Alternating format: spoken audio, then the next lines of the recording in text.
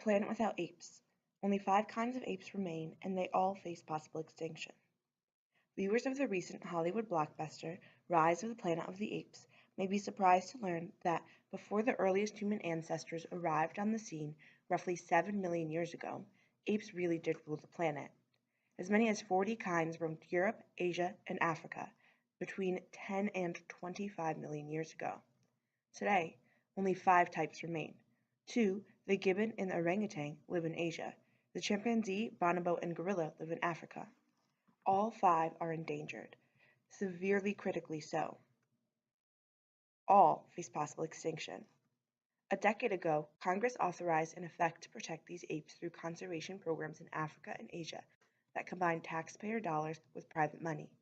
But attempts to renew the Great Ape Conservation Fund have gotten stuck in Congress and may become a victim of the effort to reduce the government spending. Hollywood's depiction of apes as cunning creatures comes close to reality. 50 years ago, Jane Goodall's observations in Africa of chimpanzees using tools and eating meat demonstrated just how similar apes are to humans. Subsequent fieldwork has underscored this point. Orangutans fashion tools to extract seeds that are otherwise difficult to reach. Gorillas have created a way to communicate using specific sounds. Male chimpanzees form coalitions in order to kill their neighbors and take over their territory. Our closest living relatives. If all of this seems human, there's a good reason. Apes are our closest living relatives in anatomy, genetics, and behavior.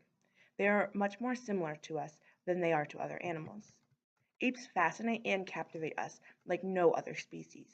They are prime attractions at zoos, and scientists in disciples ranging from anthropology to biology and psychology study them closely in captivity and in the wild.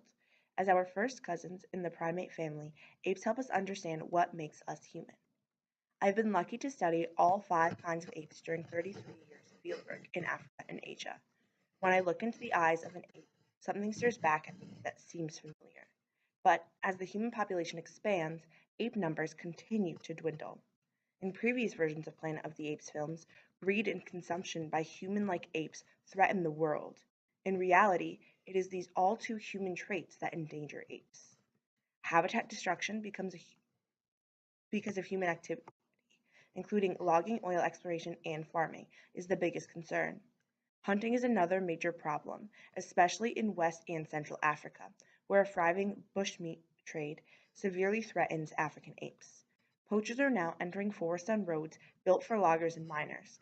Recently, periodic outbreaks of deadly diseases that can infect humans and apes, like Ebola, have begun to ravage populations of chimpanzees and gorillas. The Great Ape Conservation Act, enacted in 2000, authorized the spending of $5 million annually for 5 years to help protect apes in the wild.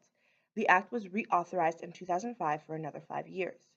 The program matches public funds with private dollars to maximize the impact. Since 2006, for example, 21 million in federal dollars spent by the Great Ape Conservation Fund generated an additional 25 million in private grants and support from other governments. Protecting habitat. The federal money may not seem like much. Those dollars have gone a long way toward protecting apes in countries that are desperately poor and politically unstable. Money pays for protecting habitat, battling poachers, and educating local populations about the importance of these apes. For instance, in Indonesia, where habitat loss threatens the few remaining populations of orangutans, money has been set aside to stop turning forests into oil, palm, and rubber farms. In the Democratic Republic of Congo, home to the extremely rare mountain gorilla, alternative fuels have been introduced to discourage the cutting of forests. In Gabon, the fund has paid for law enforcement training, park rangers battling poachers. The list goes on. In all last year, the Great Ape Conservation Fund helped to underwrite more than 50 programs in 7 Asian and 12 African countries. If Congress does not reauthorize the act, it could make it much harder to continue giving the money that the Great Apes Fund now receives. A Planet Without Apes is not sci-fi fantasy.